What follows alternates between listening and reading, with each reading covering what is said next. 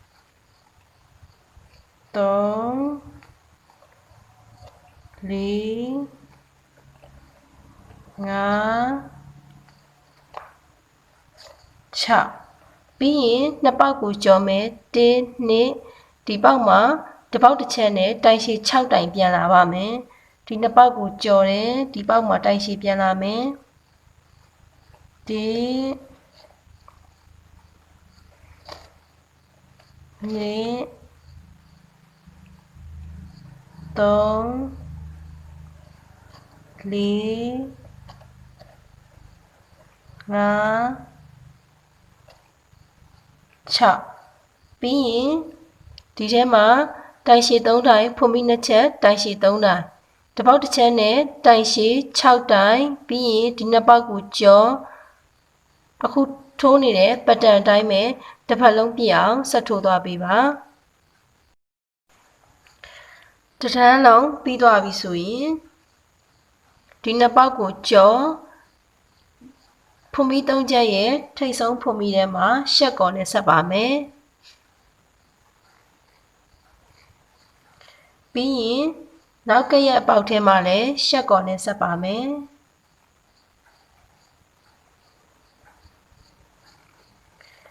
ဖွင့်ပြီး3ချက်ကျစ်မယ်1 2 3တစ်ပေါက်တစ်ချက်နဲ့တိုင်ရှည်9တိုင်ထိုးပါမယ်တရရစ်ပါ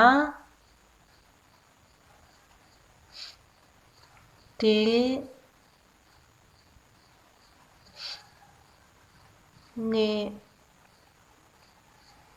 3 4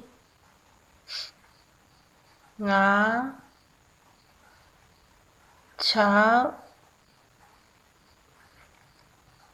ခွန်ပြီးရင်ဒီထဲမှာတိုင်ရှည်3တိုင်ဖွင့်ပြီး2ချက်တိုင်ရှည်3တိုင်ထိုးပါမယ်1 2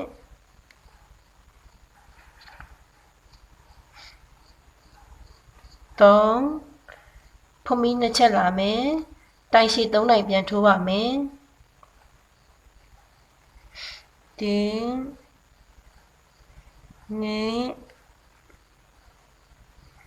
3ပြီးရင်တစ်ပေါက်တစ်ချက်နဲ့တိုင်ရှည်8တိုင်ထိုးမယ်ဟောဒီတိုင်ရှည်ရဲ့ထိပ်ကအပေါက်ထဲမှာစထိုးပါ1 2 3 4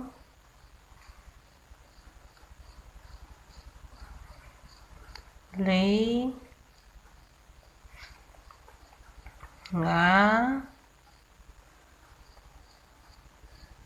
6 9 10ပြီးရင်ဒီနှစ်ပေါက်ကိုကြော်ပါမယ်ကြော်ပြီးရင်တစ်ပေါက်တစ်ချက်နဲ့တိုင်ရှည်8တိုင်ထိုးသွားမယ်နားလေးမှာတိုင်ရှည်3တိုင်ဖွင့်ပြီး2ချက်တိုင်ရှည်3တိုင်ထိုးမယ်တစ်ပေါက်တစ်ချက်နဲ့တိုင်ရှည်8တိုင်ထိုးပါပြီးရင်ဒီနှစ်ပေါက်ကိုကြော်ပါတစ်ဖက်လုံးပြည့်အောင်ဆက်ပြီးတော့ထိုးသွားပေးပါနောက်ဆုံးနေရာထိထိုးပြီးသွားပြီဆိုရင်အရောင်လေးလည်းပြောင်းထားပါတယ်အခုထိုးမှာနောက်ဆုံးတန်းမှာဒီနှစ်ပေါက်ကိုကြော်မယ်ဖွင့်ပြီး3ချက်ရဲ့ထိပ်ဆုံးပေါက်ထဲမှာရှက်ကော်နဲ့သွားဆက်ပါတယ်ပြီးရင်နောက်ကရဲ့ပေါက်မှာလည်းရှက်ကော်တစ်ချက်ထိုးပါတယ်ဖွင့်ပြီး3ချက်ထိုးမယ်1 2 3တစ်ပေါက်တစ်ချက်နဲ့တိုင်ရှည်6တိုင်ထိုးပါမယ်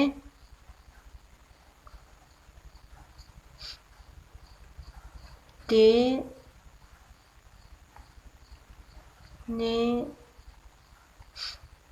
3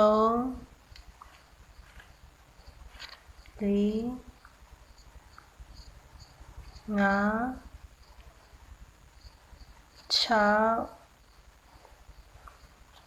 5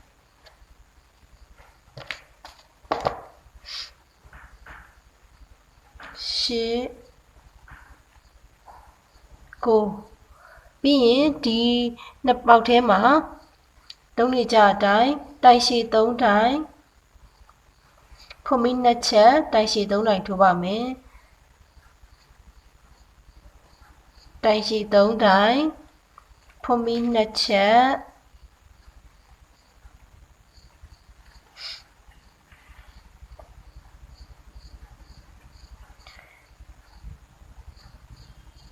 တိုင်ရှည်3တိုင်ထိုးပါတယ်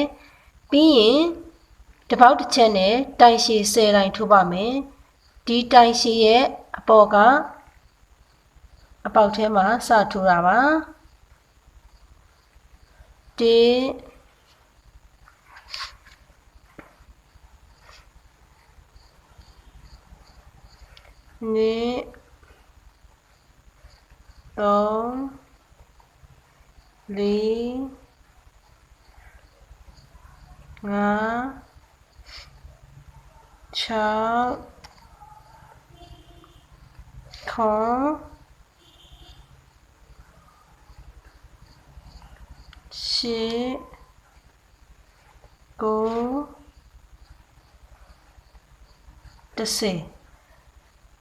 တိုင်ရှည်10တိုင်ပြီးရင်ဒီနှစ်ပေါက်ကိုကျော်တစ်ပေါက်တစ်ချက်နဲ့တိုင်ရှည်10တိုင်ထိုးပြီးရင်ဒီနေရာမှာလုံးနေကြအတိုင်းဆက်လုပ်ပါတရမ်းလုံးပြည့်အောင်ဆက်ပြီးတော့ထိုးသွားပေးပါတရမ်းလုံးပြည့်သွားပြီဆိုရင်ပထမဦးဆုံးထိုးခဲ့တဲ့ဖုံးပြီး3ချက်ရဲ့ထိပ်ဆုံးပေါက်ထဲမှာရှက်ကော်နဲ့လမ်းဆက်ပါမယ်ပြီးရင်ဖုံးပြီးတစ်ချက်ကျစ်ပါခြီစားရှည်ရှည်လေးထားပြီးတော့ဖြတ်ပါမယ်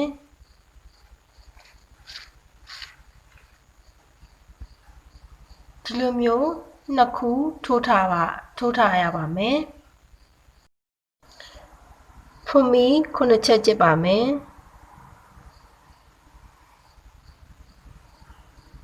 1 2 3 4 5 6 9တစ်ပေါက်ကိုကျော်မယ်ဒုတိယမြောက်ပေါက်ထဲမှာတိုင်တိုထိုးပါမယ်အထက်ခြီဆွဲတိုင်တိုလေးထိုးပါတယ်နောက်ကရပေါက်မှာလည်းအထက်ခြီဆွဲတိုင်တိုထိုးတစ်ပေါက်တစ်ချက်နဲ့တိုင်တို6တိုင်ထိုးပါမယ်ဒါနဲ့ဆိုရင်3တိုင်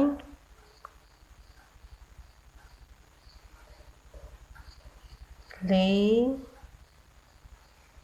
5 6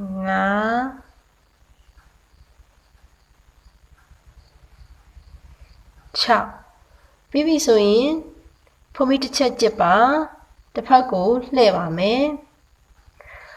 တစ်ပေါက်တစ်ချက်နဲ့တိုင်တို6တိုင်ထိုးပါမယ်အထက်ခြီဆွဲတိုင်တိုထိုး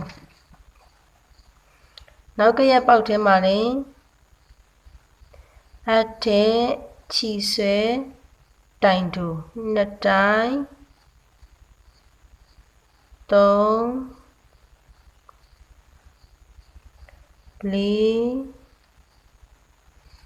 5 6ပြီးရင်ဖုံးပြီးတစ်ချက်ကျစ်တစ်ဖက်ကိုပြန်လှည့်တစ်ပေါက်တစ်ချက်နဲ့တိုင်တို6တိုင်ထိုး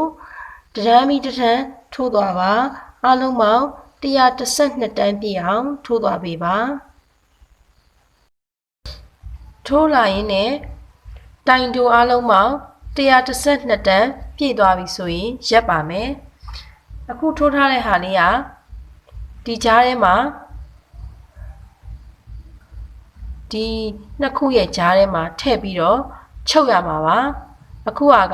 ဂိုင်းဆက်ထိုးပါမယ်112တန်းပြည့်ထားတဲ့နေရာလေးမှာမှတ်ချိတ်ကလေးနဲ့မှတ်ထားပါမယ်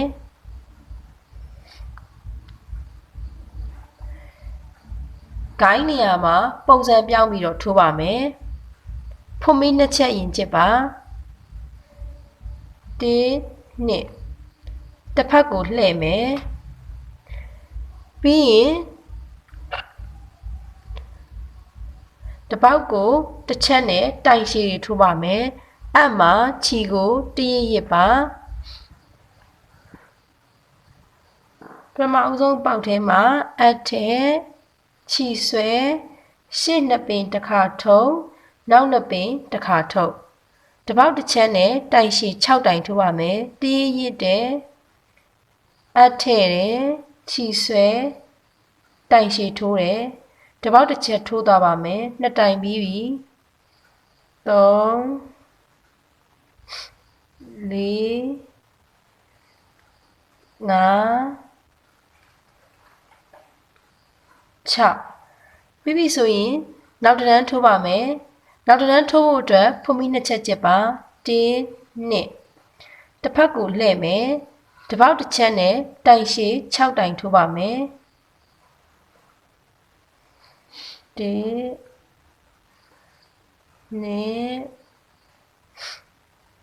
3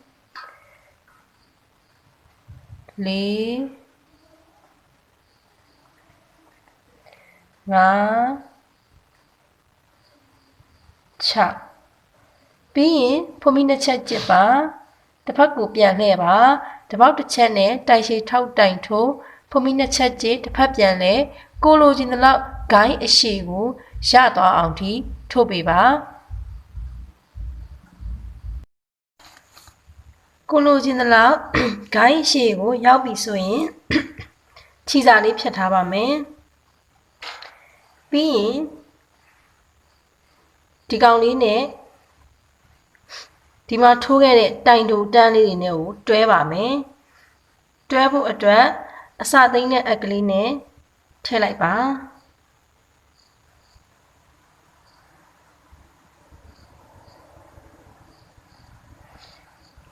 ပြီးရင်ဒီဘက်တောင်စွန်းသားလေးကစတွဲမှာဖြစ်တဲ့ကြောင့်မို့လို့ဒီအစာလေးကိုတောင်စွန်းထိရောက်အောင်ခေါ်သွားပါမယ်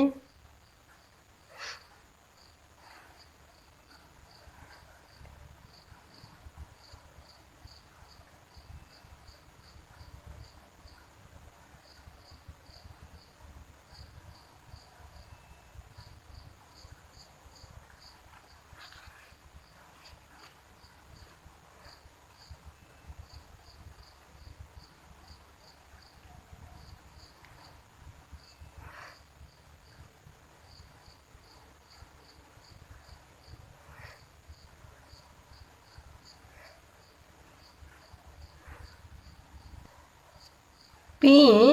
ဒီမှာရှိတဲ့တိုင်တိုရန်လေးနဲ့စပြီးတော့တွဲပါမယ်ဒီဘက်ကတိုင်တိုလေးထဲမှာအပ်ထည့်လိုက်ပါ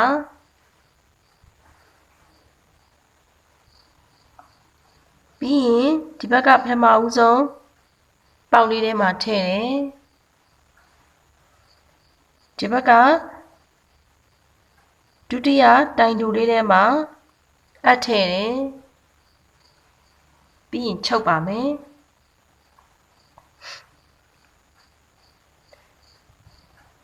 ပြီးတော့နောက်ကရက်ပေါက်လေးထဲမှာထည့်မယ်ဒီဘက်ကလည်းနောက်တစ်တန်းမှာနောက်တစ်ပေါက်ထဲမှာထည့်တယ်ပြီးလို့ရှိရင်ချုပ်ပါမယ်တစ်ပတ်လုံးပြည့်အောင်ဆက်ချုပ်သွားရပါမယ်ဒီဘက်ကိုတစ်တန်းလုံးချုပ်ပါဒီနားထိရောက်အောင်ချုပ်ပါဒါဆိုရင်ဒီနားလေးထိရောက်သွားပါမယ်အဲ့တိုင်းလေးဆက်ချုပ်ပေးပါ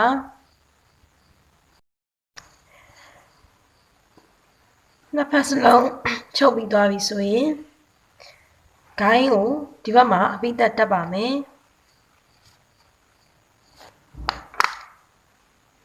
အစာသိမ်းတဲ့အက်ကလေးနဲ့တက်ထားပါပြီးတော့ဒီဘက်ကအစွန်လေးမှာလာပြီးတော့ချုပ်ပါမယ်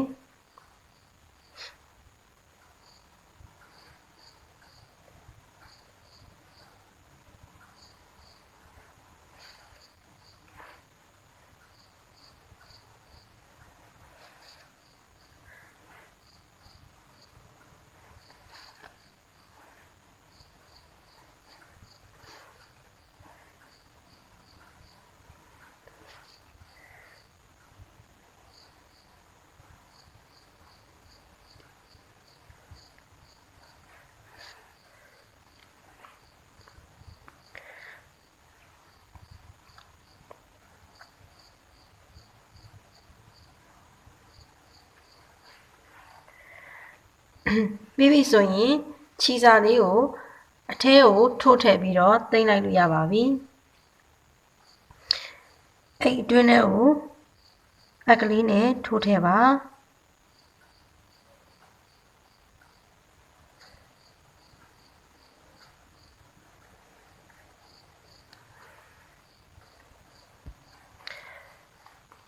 ပြီးပြီဆိုရင်အစာလေးသိမ်းလို့ရပါပြီအခုလိုမျိုးလေးတစ်ချက်ထိုးထည့်ပါပြီးရင်တစ်ပတ်နှစ်ပတ်လောက်ရှစ်လိုက်ပါရှစ်ပြီးတော့ဆွဲသိမ်းလိုက်ပါ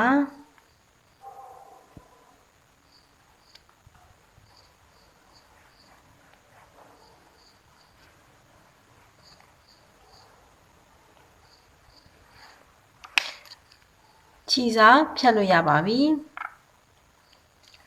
ဒီဘက်မှာရှိနေတဲ့ပူနေတဲ့ခြေစားတွေကိုလည်းအဲ့ပုံစံအတိုင်းဖြတ်လို့ရပါတယ်ပြီးရင်ဒီနှိပ်စိတ်ကလေးကိုအတွင်းဘက်မှာချုပ်ပြီးတော့ကတ်လိုက်ပါ